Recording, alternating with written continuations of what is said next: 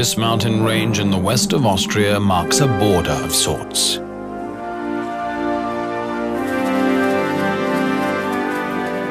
Looking east, the icy peaks of Tyrol spread to the horizon. To the west lies the province of Arlberg, once part of another continent.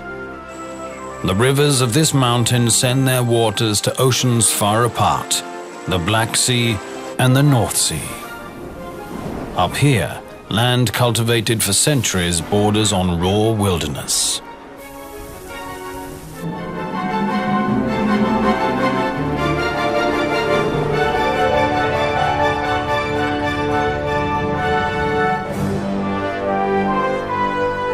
Today, visitors from many countries mix on the Arlberg's powdery slopes. But for the locals, the Arlberg has been a border between contrasting ancient dialects since tribal days.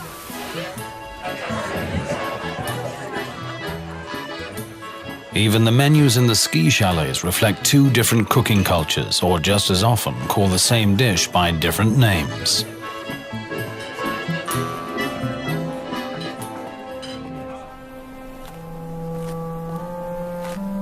However, in a quiet way, the people east and west of the Arlberg still have a lot in common.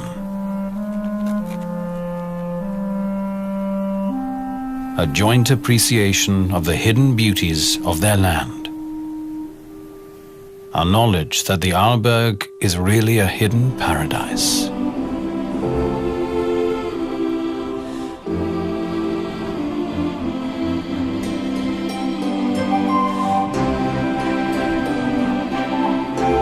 The Arlberg? Actually, there isn't any particular peak or crest or rock formation of that name. The term Arlberg Pass is a modern invention.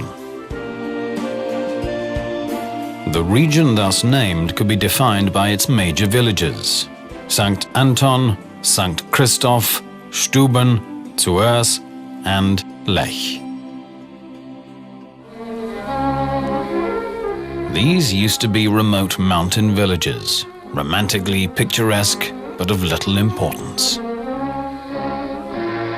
But in the early 20th century came a dramatic change. The rich and the beautiful discovered this stunning mountain scenery as a perfect winter playground.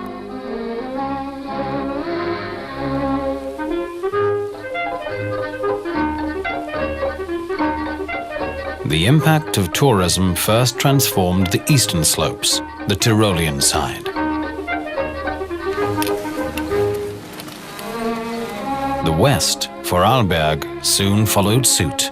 The little village of Lech turned into an elegant ski resort.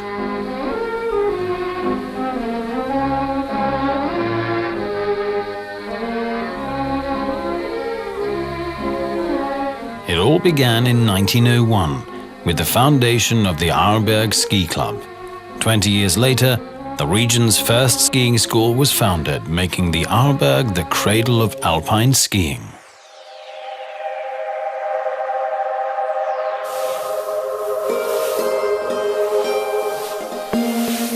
Whether it was laced boots and leather strap bindings, or whether it's high-tech gear, the enthusiasm for skiing has been boundless ever since.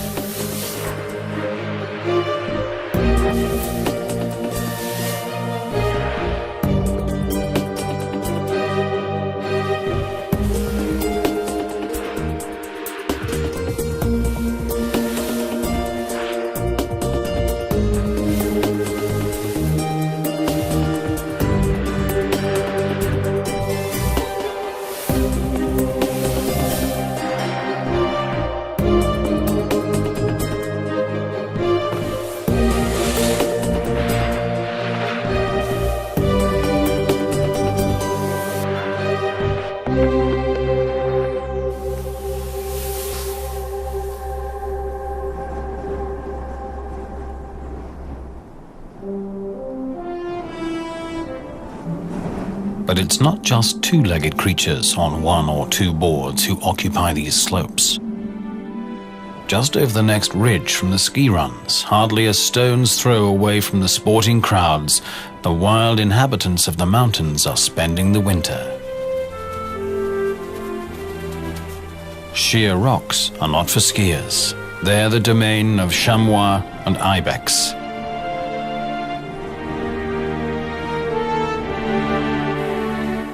In the height of winter, the mothers and their young seek out wind-swept mountaintops where the vegetation lies bare.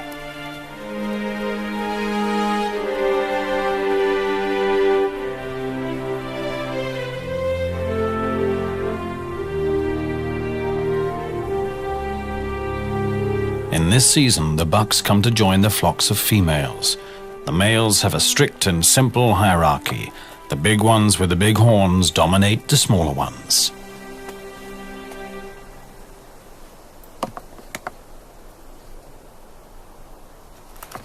Such sparring among the bucks isn't serious. Their hierarchy has been established long ago, back in summer.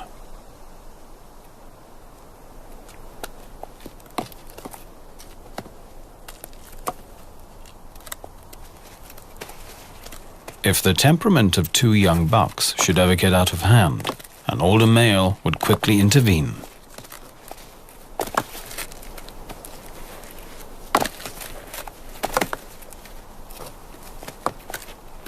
In the cold weather, with sparse food resources, the entire herd would suffer if the males wasted their energy with infighting.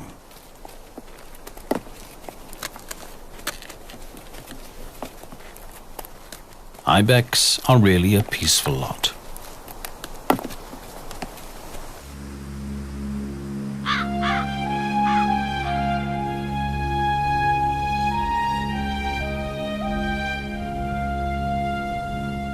In terms of climate and weather, the Arlberg is in an exposed position. Every storm front arriving from the Atlantic is stopped by this barrier. The clouds pile up and drop enormous loads of snow.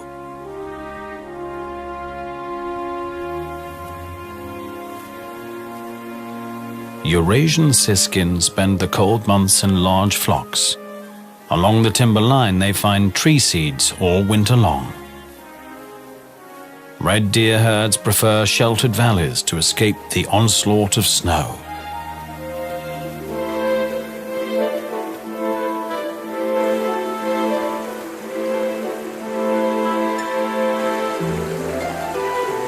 In the western valleys, the average annual snow cover is 7 to even 8 meters. Up in St. Anton, it's about half of that. And in the higher valleys, the annual average is an incredible 14 meters. On the lee side of the ridges is where the snow really piles up. For the chamois, cutting across such slopes is not just tedious, they're risking their lives. Cautiously, an experienced female makes a track. The younger members of the flock follow, always mindful to keep the number of individuals in the danger zone to a minimum.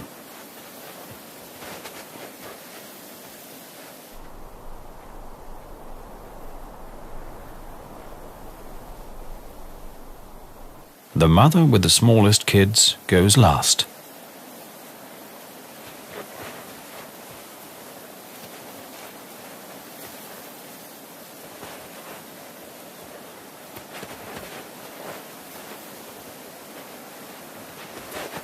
Often the chamois have to enter risky slopes to get to their grazing. In the old days, mountain farmers took the same risk to get hay for their livestock. Mit weißem Pelz überzieht der Winter die Landschaft. It's the snow that enables the farmers to get the hay on which their livestock depends. Ohne Heu keine Viehzucht.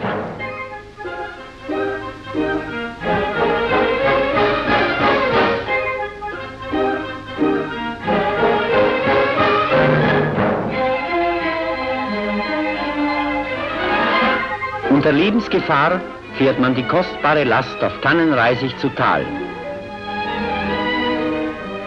On fir tree branches, the precious load slides downhill.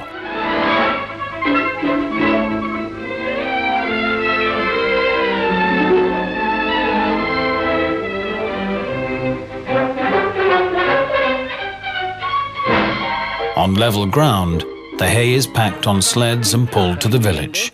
Werden die Fuhren auf Kufen umgeladen. und in das Dorf gezogen.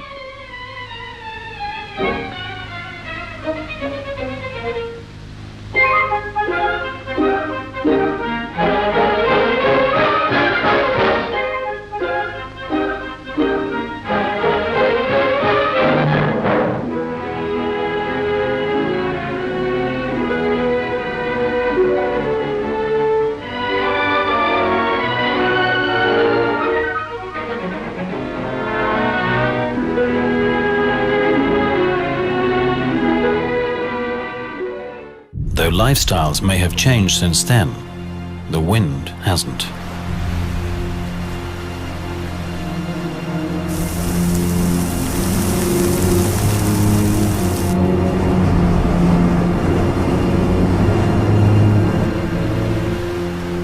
When storm gusts whirl up the snow, they pulverize the brittle snow crystals.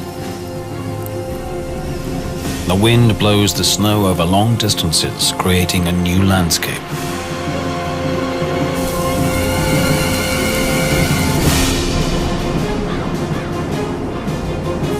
This snow has 3 times the weight of fresh powder and builds huge precarious drifts along the ridges. Often, a slight trigger is enough to send tons and tons of snow thundering downhill.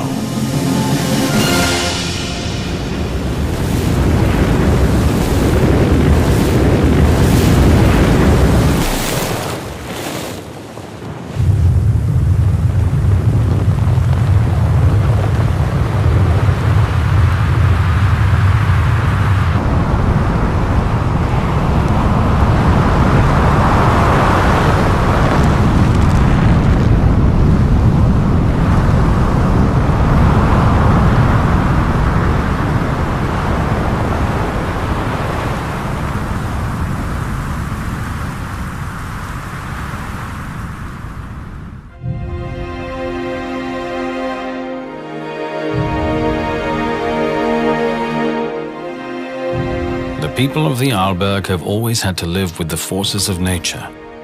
Since the late 19th century, structures like this gallery have offered protection against avalanches, but such measures have often proved insufficient.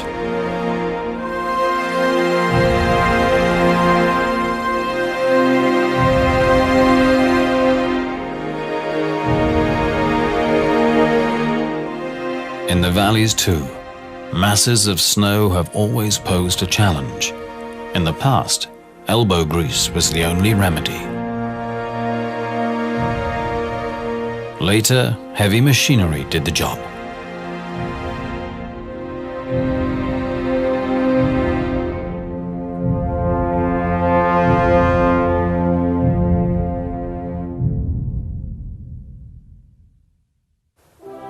Back in the mountains above the village of Lech, there's a strange landscape feature, fully revealed only from the air. Like discarded egg cartons, some 1,000 craters dot the surface.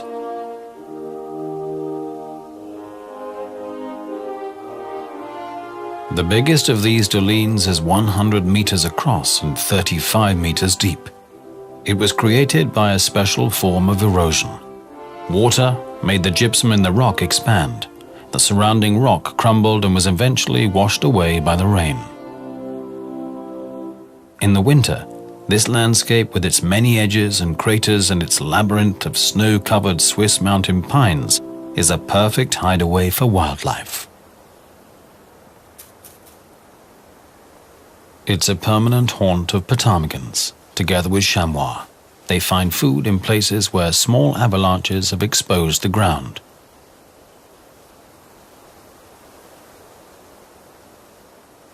Avalanches, in other words, not only bring destruction and death, but also opportunities. Without them, the snow blanket would cut off the animals from food for many months.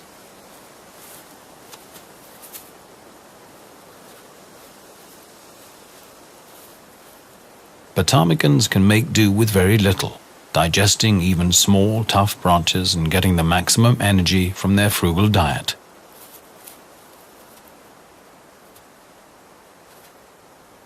Overnight and around midday, The birds bury themselves in the deep snow to escape the wind.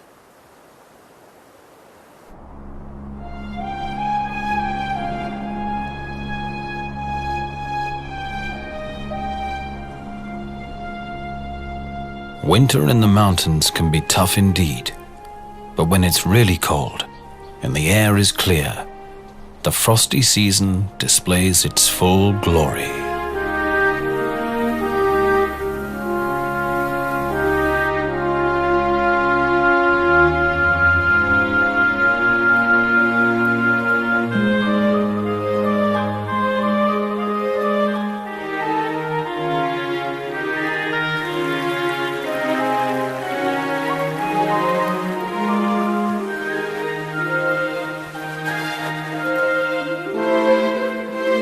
Fresh snow has covered the heights, sending the chamois downhill to sheltered places.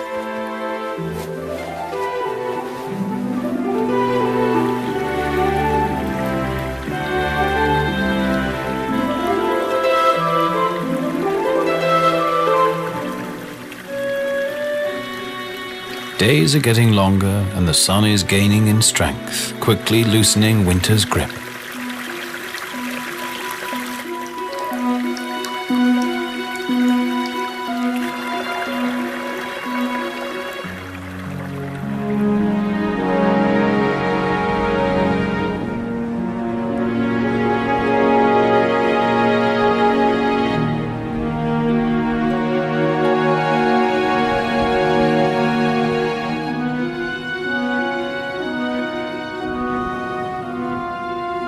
The trickle and murmur of water is everywhere. Water and warmth bring to light the first messengers of spring. Snowbells shoot from the thawing ground.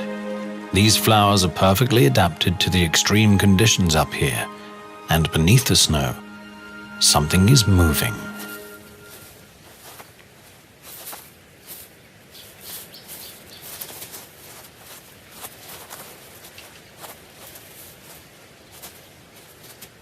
The marmots have awoken from hibernation. For more than 6 months they slept in their burrows, depending on their fat reserves.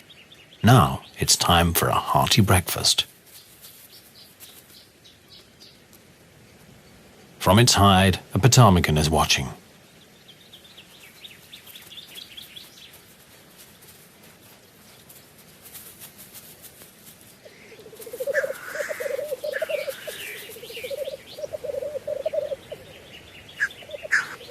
Further down the slope, a black grouse male on a lek is trying to attract females.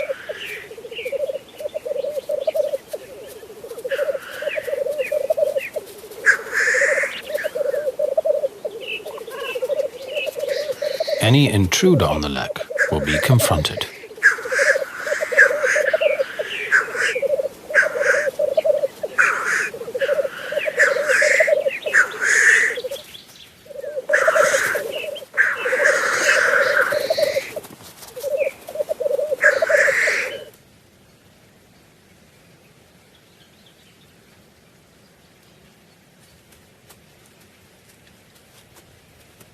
The intruder seems to respect his rival's superior strength.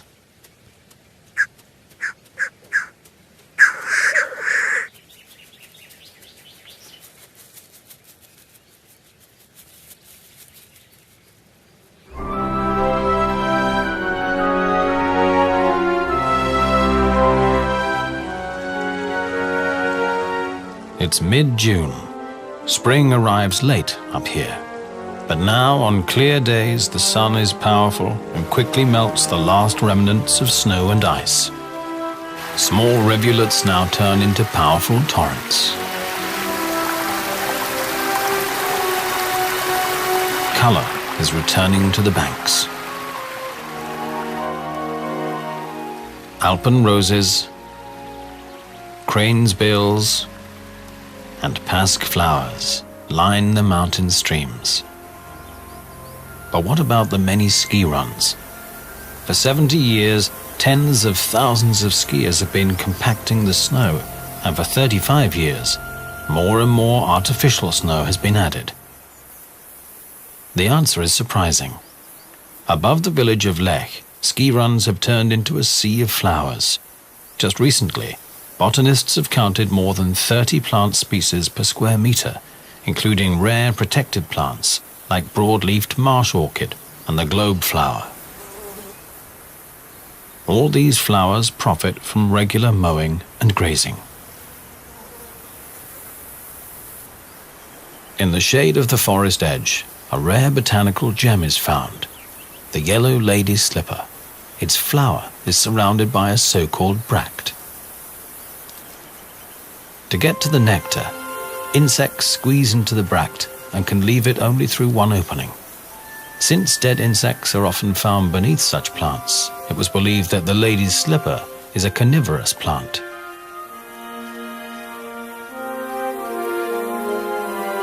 In fact, however, predatory spiders often lie in wait by the bract's exit, killing the insects and leaving their empty skins in the grass. In late spring, after the snowmelt, one of the sources of the Lech River is in spate. Crystal clear water gushes from limestone rocks, and soon the creek grows into a small river.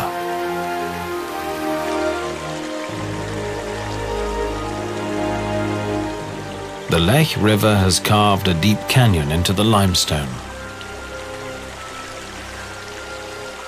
This is Europe's great continental divide. From here, the Lech, Rosanna and Mustal rivers flow towards the Black Sea, while the Flexen, Routes and Bregenz rivers end up in the North Sea. Along the ridges and crests of the Arlberg, it's decided whether a falling raindrop is sent on a long journey east or north.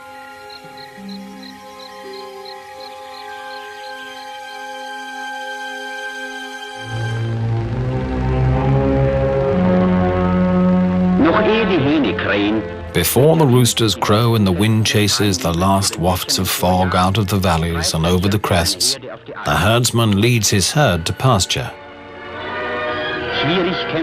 These paths are rough. The cattle have to climb over loose debris. Just setting one foot before the other can be a chore, and it goes on and on to a height of 2,000 meters. Bis in 2000 Meter Höhe führt die beschwerliche Reise. The mountain spring is as refreshing as the clear air up here. Glasklar ist das Wasser und genauso erfrischend wie die reine Luft der Berge.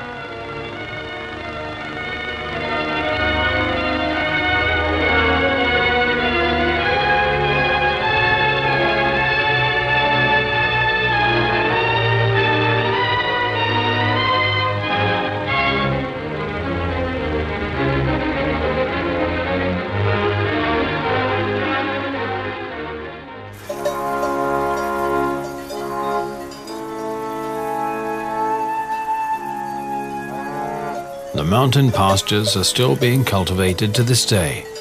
The grazing keeps bushes and trees down and the meadows clear.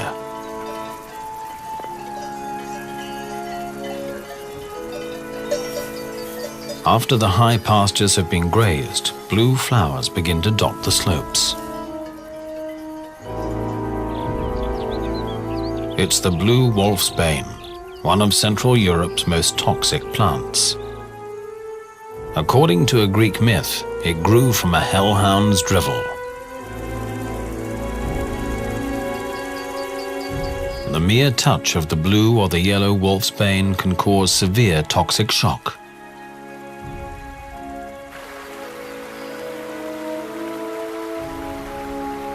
The animals seem to be aware of the risk and keep away from it.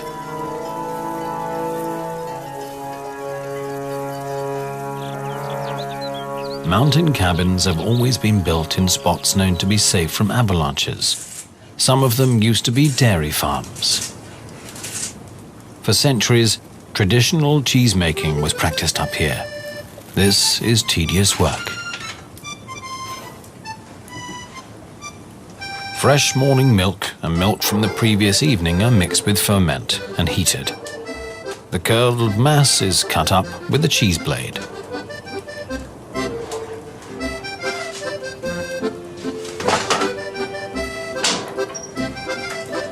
Then the mass is heated again and stirred for several hours.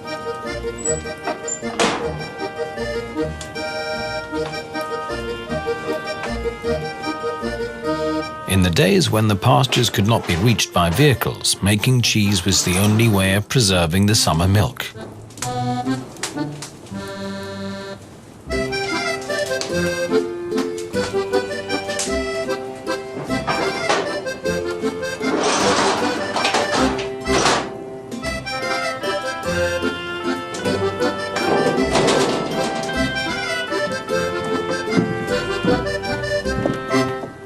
The job isn't finished yet.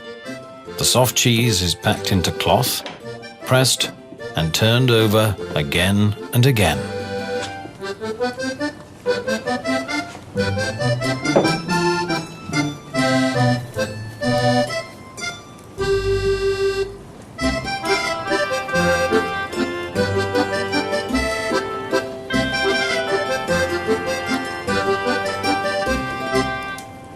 The whey is drained off.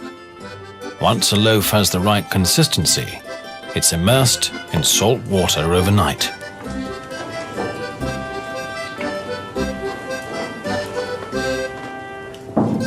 Regular turning and rubbing with salt water produces a nice rind.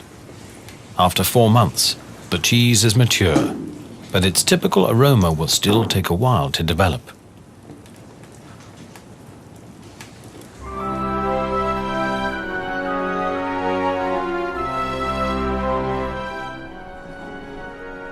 The Arlberg's deep past is full of surprises. Some 220 million years ago, its crests were flat, tropical beaches, not far from the equator. Again and again, the tropical sun dried out shallow lagoons, leaving behind gypsum. As the African plate drifted northward and eventually collided with Europe, the shallow sea and its beaches were squeezed together and eventually lifted up. The gypsum craters, as such, may be unspectacular, but they allow trees to grow way above the timber line. Along the crater rims, the air is warm. Cold air drains away into the funnels, turning the climate upside down.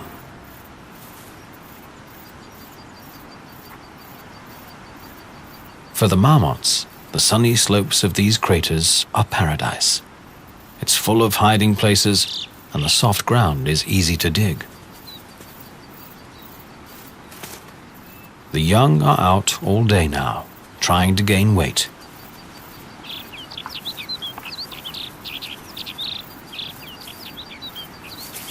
They have to hurry up. Summer is short in the mountains.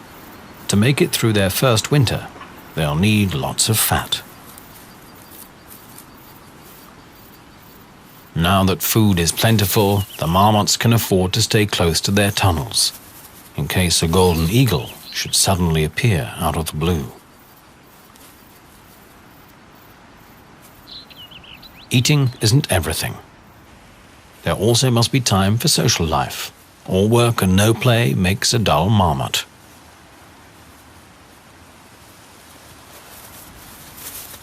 Marmots are natural-born whistleblowers. If one of them spots anything suspicious, it will sound an ear-rending alarm.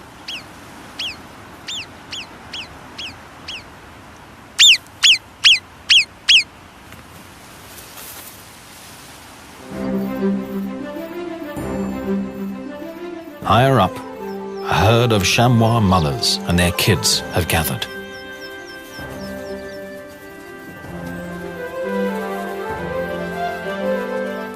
Here too, good, clean fun seems to be an important part of life.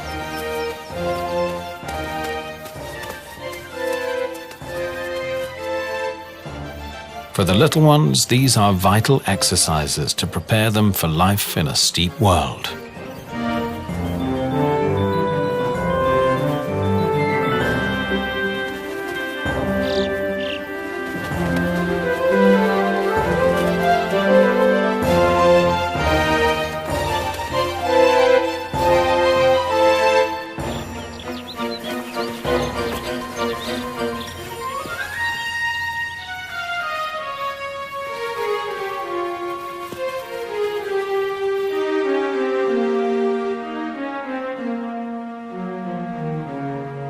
In the mountains, weather changes can be spontaneous.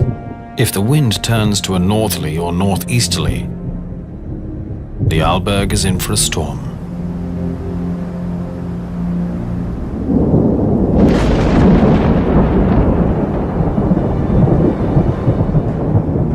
When early settlers found such shapes imprinted in the rocks, they called them thunderbolts, believing they had been engraved by flashes of lightning. For the mysterious tracks next to them, they also had a ready explanation. This is where the devil danced.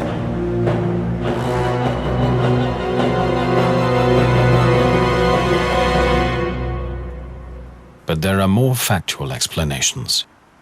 The thunderbolts are really remnants of early relatives of modern octopus, and the devil's footprints are seashells from an ancient reef.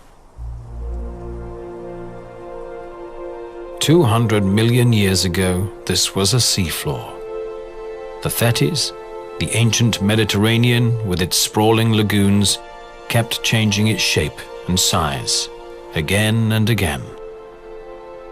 To the expert, this is an open book telling 400 million years of geological history.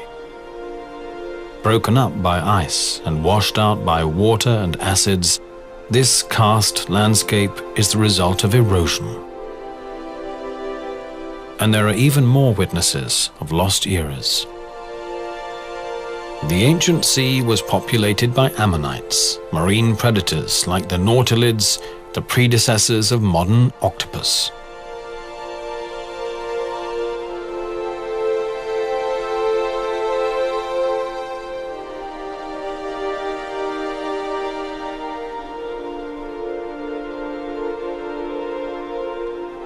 These rock formations with their peculiar surface texture are remnants of corals that lived here some 200 million years ago.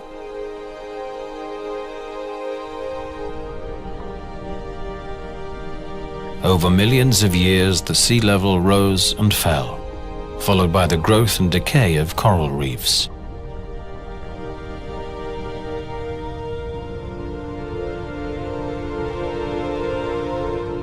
The limestone skeletons of these tiny animals will gradually build up massive reefs.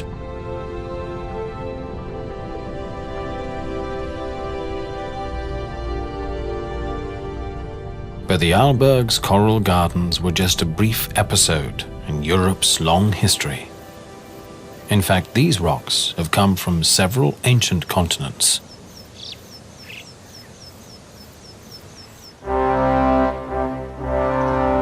Opposite the so-called Sea of Stone, there's another reminder of long-lost days. The red face. The red face's structure is simple and clear, without complex folds and faults, yet its history is fascinating. The layers at the base consist of the oldest rocks. A vertical climb up the red face is a time journey through more than 100 million years. The red band which inspired the wall's name dates from the era of dinosaurs. Back then, this layer was several hundred meters below the sea. There were strong currents. The iron contained in the sediment reacted with the oxygen in the seawater, dyeing the rock red.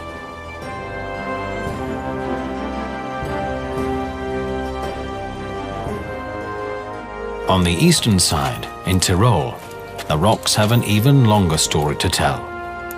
The climber's hands are touching the recycled rock of a mountain range that was eroded more than 300 million years ago. Masses of this debris sank down into the Earth's mantle, was transformed by pressure and heat, and lifted up again.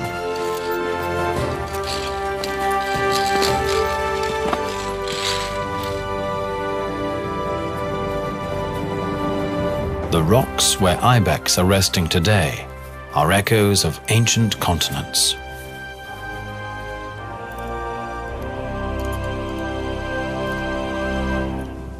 The history of the ibex may be much more recent, but it's just as dramatic. In the Middle Ages, these animals inspired a mystic imagination. They were believed to have magical powers. Almost all parts of their bodies were used as medicines. By the early 19th century, the ibex was practically extinct. Only in the Gran Paradiso Mountains in Italy, some 60 individuals survived. Under the personal protection of the Italian king, the population was allowed to recover somewhat. But when Swiss authorities asked for some animals to rebuild a Swiss population, the king declined.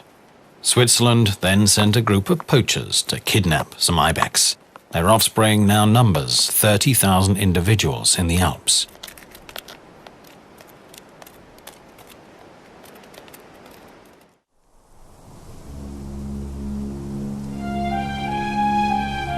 Snowfall is likely at any season on the Arlberg, even in the height of summer.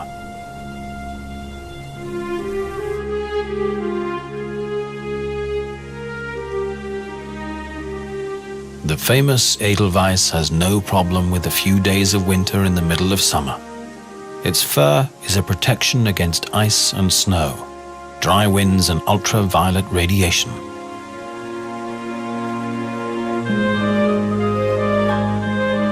But snow in summer will not last long. As the fog lifts, it becomes clear that this time the blizzard was not so heavy. The cattle is unimpressed. The horses too seem to be used to this.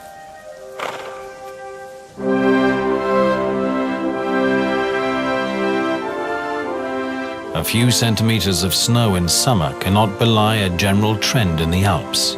The climate is warming, and the glaciers are waning. In recent decades, the Kaltenberg Glacier has lost much of its ice mass. The same is true for the Kuchen Glacier. Some 20-30 years ago, this vast field of debris was still covered by ice.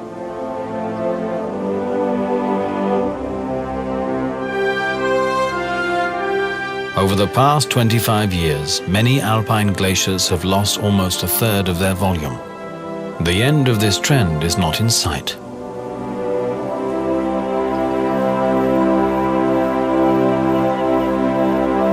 Down on the pastures, the cattle have eaten almost all the grass, leaving only a few big plants like the yellow gentian. Yellow gentian can grow very old, up to 70 years. Its taste is extremely bitter, and it has always been regarded as a medical plant. On the mountain meadows around the former village of Bursteg, it's now time for haymaking. In the olden days, this was done with scythes and rakes. Since the men used to be in the military working abroad, this hard work was left to the womenfolk. The women even pulled the hay to the shacks, or all the way down to the valleys.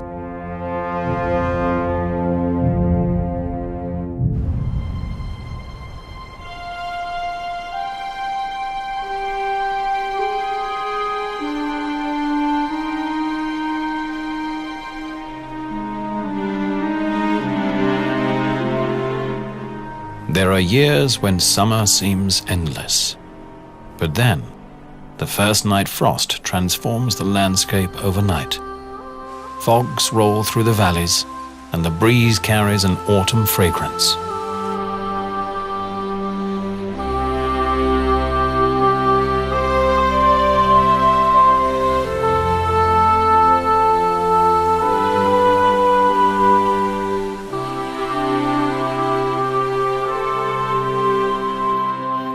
Bright yellow of the woodland contrasts the deep blue of the sky, accentuated by the neon red of rowan berries.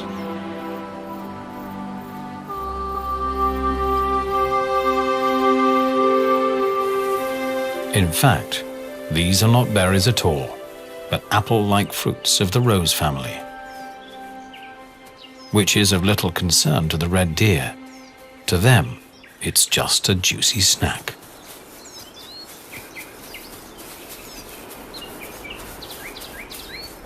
Before the winter, anything that's nourishing is welcome. The fruit of the rowan tree contains lots of sugar.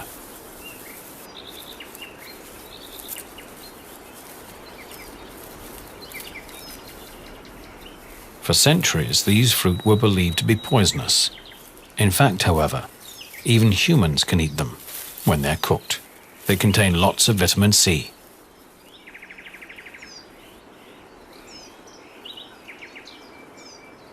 Not only ungulates like red and roe deer appreciate these red fruits. Badgers, foxes, and numerous other species love them too.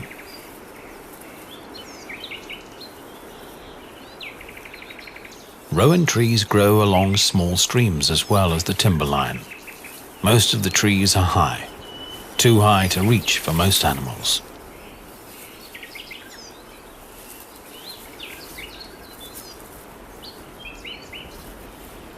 No problem for birds. About 60 bird species feed on them. This is how autumn sounds in the mountains.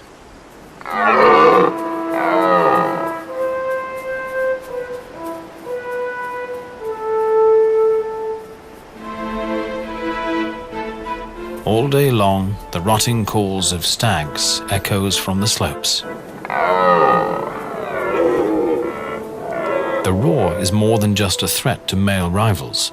From a male's voice, females can discern the strength and health of a stag. The deeper the voice, the greater the attraction.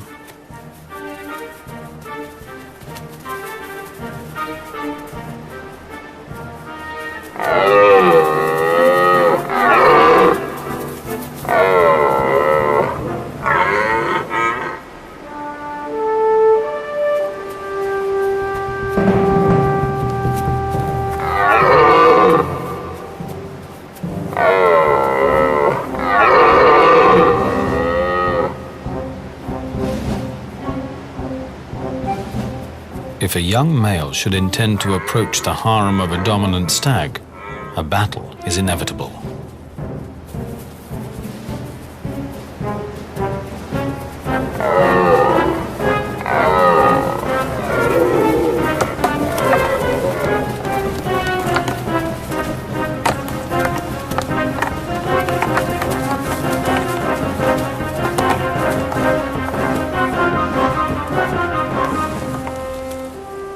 The rut can last several weeks. For the dominant stags, this is the most stressful time of the year.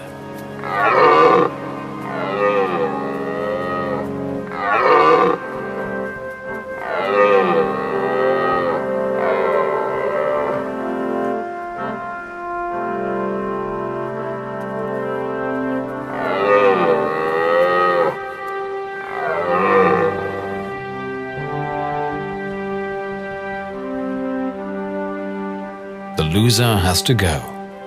If he survives the winter, he can have another try next year.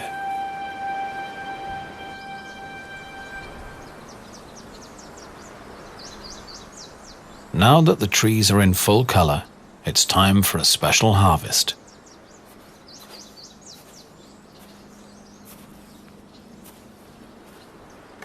For decades, this gentian plant has withstood all sorts of troubles. Now it will serve a noble cause.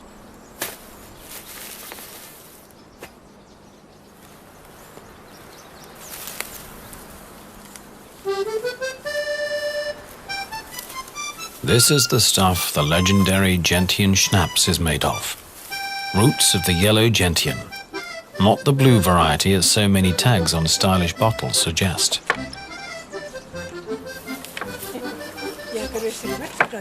The roots are cleaned with a brush, very carefully. Even the slightest remnant of dirt would spoil the work of many days. The clean roots are chopped up.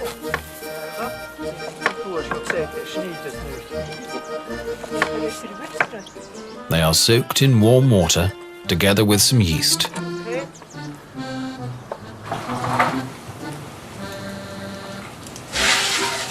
After 3 weeks of fermentation, the mash is ready. It is poured into a retort pot. The so-called bird's beak is placed on top.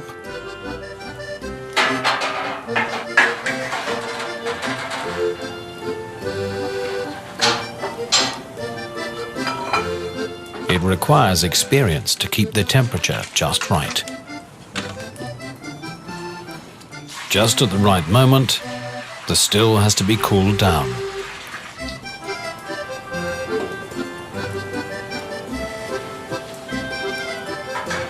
Gentian schnapps is distilled twice. Only then is it fit for consumption.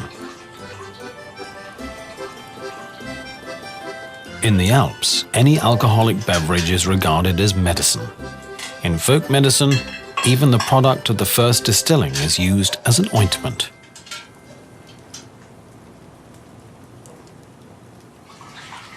The end product, the schnapps, is recommended after physical exertion or general weakness, and after a good meal. Tagesarbeit, abends Gäste. Bacon dumplings after a day of hard work. Who could resist? In the evening, a farmer would invite all of his farmhands for dinner. And dinner is rounded off with a glass of Gentian schnapps. Ein Schluck Enzian.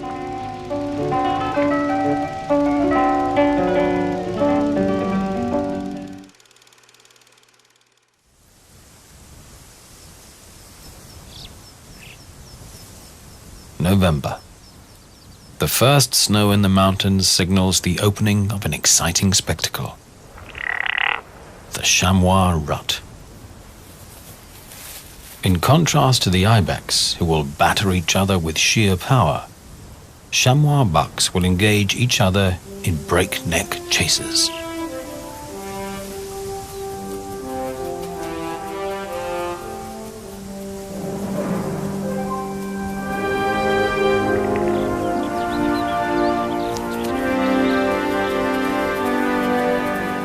The stage is the roughest of terrains.